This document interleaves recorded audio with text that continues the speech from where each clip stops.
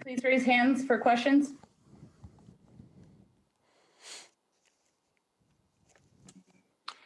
Hey, Mike. Trevon, there were some reports about a back situation. What did you guys go through to make sure? He said it was all fine. What process did you guys go through, and how did that trade up come together?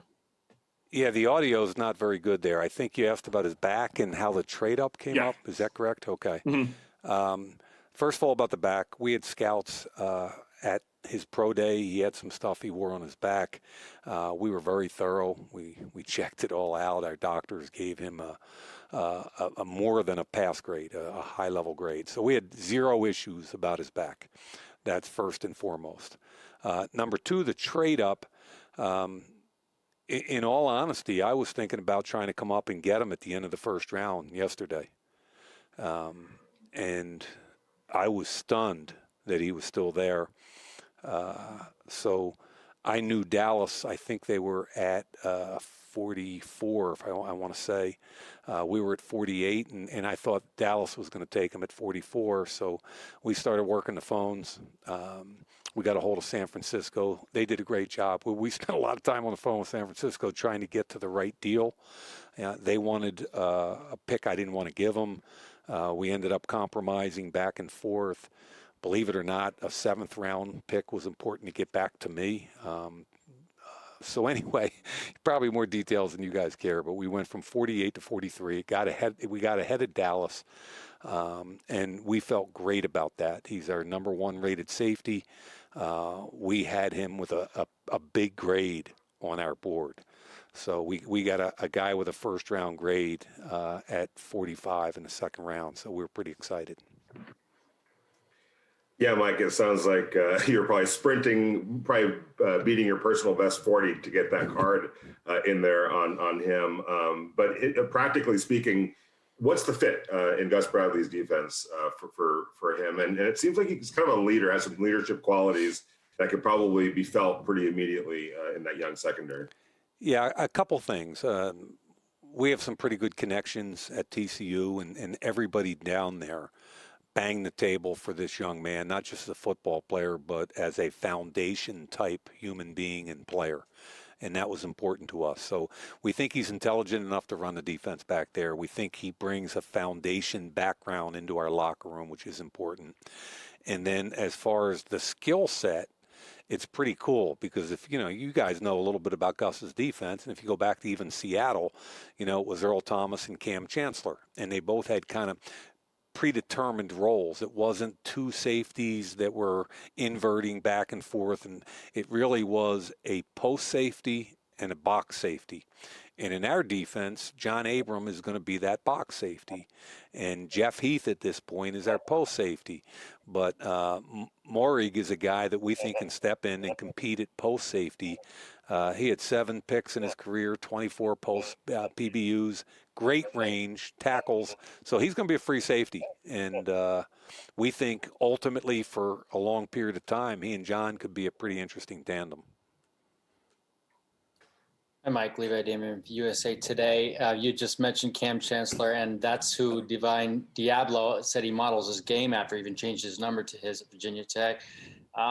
I was wondering if, being that Gus Bradley coached Chancellor, if that name ever came up with regard to Diablo. You know what? It was more about our linebacker coach, Richard Smith, jumping on the table and saying this is a starting will linebacker in the NFL. So at 227 pounds, he ran 4.42. He's a looser athlete than you would think for that size. We do think he could play strong safety, but the allure to us is that he can play will linebacker. He can do what Gus's defense demands at the will linebacker position. He could probably even match up with some tight ends in our division and do some things creatively. I think if you look last year at some of the players that went in the second round that were kind of like him, the Chin kid went to Carolina in the second round and became their starting will.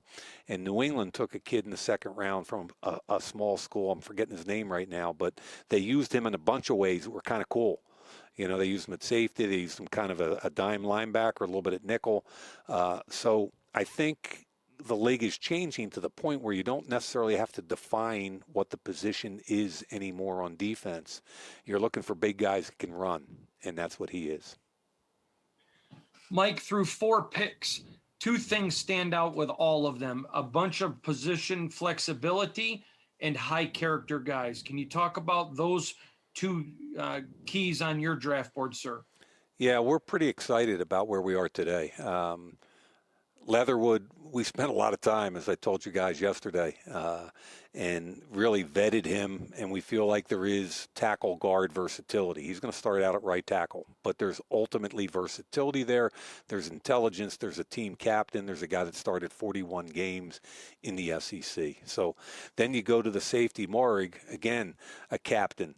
A guy that's a leader, that played a lot of football at a very high level, a special teams player. All 3 guys we got today, can play some special teams too. So, Moehrig comes in and he'll be able to compete day one for our free safety spot. Malcolm Kuntz is a guy that you guys haven't asked me about Kuntz yet, and this guy at Buffalo has an innate skill and ability to rush the quarterback, and he's 6'0", he's 249 pounds, he's got long arms, but wait till you see him rush the quarterback. He's got a real chance to do some things that are kind of cool and will help complement Ngakoue. So now we've got 2 kind of guys that can bend the edge with some speed off the edge, and that's what we didn't have the last 2 years, is that bendy guy that can threaten you off the edge with speed. We've got the big, powerful guys. We didn't have the bendy edge guys. And he also can play special teams. Then Diablo, another high-quality guy that can play a couple different positions. 17 special teams tackles at Virginia Tech. Ball production. The 2 guys on the back end, I think, had 14 interceptions between them. Let's face it, we haven't rushed the quarterback and we haven't turned the football over. Those are 2 things, if you want to be a good defense, you have to do. We have not done it, and we think these 3 guys can help us do it. Hey, Mike, it's Tashawn Reed from The Athletic. You mentioned in that trade with the 49ers, it was important for you to get a 7th-round pick back. What's the key to finding value with those late-round picks where it gets harder to find and identify talent? It's a couple things. We have what we call a make-it grade, a certain number grade, where we believe you can't give the guy a grade, that particular grade, unless you think he makes our team. A make-it grade. And we think we ought to be getting make-it players in the 7th round. And that's hard, right? But we believe in it. And the way the board was falling today, we loved it. I didn't think that Kuntz and Diablo would get to us at 79 and 80. I really didn't. So we were ecstatic about that. But the 7th round pick, in addition to having a make-it grade, it's 1 less guy you got to go out in undrafted free agency and go guarantee P5 money to, and with 32 teams chasing the same pool of players. So if you can get a guy in the 7th round, draft him at a position that's difficult to find after the draft, to me, it's almost like gold. Hey, Mike, I want to go back to the start of the 3rd round. What was going through your mind when the first 2 safeties went off the board? The first safety was the Oregon kid, and so I was a little bit surprised to see that. We liked him, but I didn't think he was going to go for a little while. So all of a sudden, these 2 guys go off the board, and I'm kind of looking at my guys in the room saying, hey, we could have a chance here at TCU. Let's see what happens. Let's play it out a little bit. Let's get on the phone. I'd been on the phones early this morning talking to teams about just such an eventuality, if we needed to move up. And I had talked to San Francisco this morning about 43. So I knew they were agreeable or amenable to a potential trade up. And so that's ultimately what happened. We talked to 3 or 4 teams in that range, and the closer, I kept saying he's got to go. He's got to go. And then I'm like, wait a minute, Dallas is at 44. We got to get ahead of them. We started calling more teams, and ultimately we're able to cut the deal with San Fran. Mike, something that you were just saying is that no one has asked you about Malcolm Kuntz yet. So when you think about him, who in the organization was that a Marinelli guy? Was that a Bradley guy? Who really pushed to go get Kuntz? And do you think he can be primarily defensive end, or do you see him being over at linebacker or something? He's an edge rusher. He's a defensive end.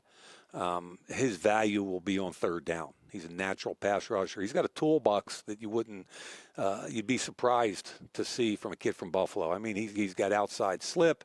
He's got a spin move. He's got a fake spin move. I was teasing him about on the phone a couple of weeks ago. Like, you don't see many college guys with a fake spin move. But in the building, it was unanimous. And I'm not going to lie to you. The first tape I put on, it was a little bit like Josh Jacobs when I first got here. I went to see Gruden. I said, Coach, there's a kid that reminds me of some people in this league, and you're going to laugh at me. And I just said, you got to watch the tape. Okay, he's a different kind of pass rusher. He's got a natural slip. John got on board. Marinelli pushed him up high. Like, he loved him. Gus Bradley loved him. So really the question was whether or not to take him at 79. The question was whether or not he was going to get there. Mike, you mentioned Richard Smith, your linebacker coach. Ron Miles is back there in the secondary. Gus, Rod.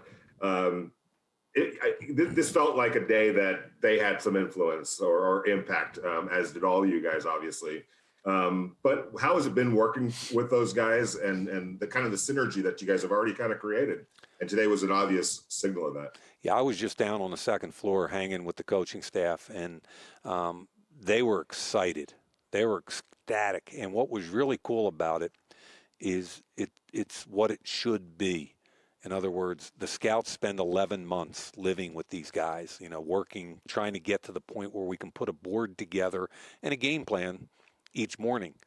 And then we bring the coaches in for like the last 4 to 6 weeks, and they work their tails off. And in a building like this, which is coach driven, they put grades on players. They come in, they work with us. We put our coaches together with our scouts and watch a lot of tape together. And we come together, and if there's a disconnect on a value of a player, we sit down and watch film. We don't say, well, the scout said this, and the coach, no, let's sit down and figure it out. We're all football guys. And it's been awesome. I mean, there's been a genuine feeling on the entire staff, offense and defense, that we're all in this together. The scouts feel included, which is critical. It's not always so in every building. The coaches just came up and thanked us. I got a great text message from Gus Bradley right before I came in here with you guys. So I can't emphasize enough how appreciative I am of our coaching staff. Hi, Mike. I think what you have to do is you have to be fair to your board. You have to trust your board. I'm old school, and I believe that. And the way the board fell, just to give you an example, I think we had 10, what we call 10 blue players, which are the top of the draft, and seven of them were on offense. And then there were some quarterbacks also. So we kind of knew that the first 15 or 16 picks of the draft were going to be 11 or 12 offensive players, because 7 of the 10 blues were offense plus some of the quarterbacks. So, and that's exactly what happened, right? I mean, there were 11 or 12 of the first 15 or 16. And then the red players, which we had a group of, was 75% defense. So in my mind, to match this draft up, as we work from kind of the middle of the first through the third round, there was going to be a really strong group of defensive players. And let's face it, I mean, we need defense. We're not a very good defensive football team. And I think our needs met up and matched what was going to be available today. So in my own mind, to answer your question, yeah, this was going to be a defensive day. Hey, Mike, 4 picks down, 4 to go, but there's a huge gap between pick number 80 and your next scheduled one at 162. How busy do you think you're going to be trying to get back up in there to get some more value tomorrow?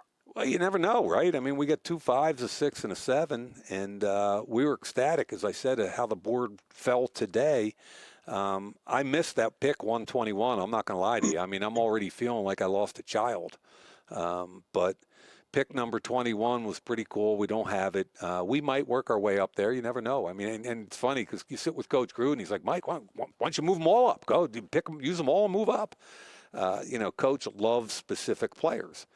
And I love to kind of play the board and try to figure out what the best leverage is for us. So we're going to go into tomorrow with a good plan, and I can't wait to see what happens. Yeah, Mike, Jerry McDonald. You mentioned yesterday at the time of the Leatherwood pick, you mentioned that it was controversial and that you knew there would be some negative pushback. And then so there's a whole night of or a whole day of, oh my God, what are the Raiders doing? And then today you get Moehrig and it's flipped around and my God, I can't believe they got Moehrig is kind of the review. And I guess my question is, how cognizant are you going into the draft of what other people are saying about who is ranked where? I don't imagine you and Daniel Jeremiah talk prospects anymore, even though you're friends. I mean, do you pay attention to that stuff? Does it amuse you? Does it educate you? Or do you ignore it and just go with your own stuff? I ignore it 100%, except for the fact that I think it's part of my job to understand league value. Okay, so if you're going to move up or down the board, you've got to know what league value on players are. And to be honest, and this might sound weird, but my background at NFL Network really helps me with that. I can tell when a player probably is going to be a third, fourth kind of round player. I mean, that's what I did for 18 years. I studied all 32 teams. So I have a fairly good feel for what league value is on a player versus what we consider to be Raider value. Okay, so Leatherwood had a big grade for us. And, you know, the announcers, I guess, didn't like it last night. Said I'm upset. But outside of that, no. Hey, Mike, I want to go back to Kuntz. What were the comps you had when you went to Gruden with the tape? I don't even want to put an expectation on the kid, but really, and Daniel Jeremiah said it tonight on the telecast. I couldn't believe it. I mean, I watched the film, and in my notes it says Ngakwe, University of Maryland, and that's what I saw. And they play a little different kind of style, but very similar size and an innate feel to get to the quarterback. And so I think it's fairly ironic that they're now going to be teammates. Okay, thank you, Mike. Thanks, guys. Have a great night.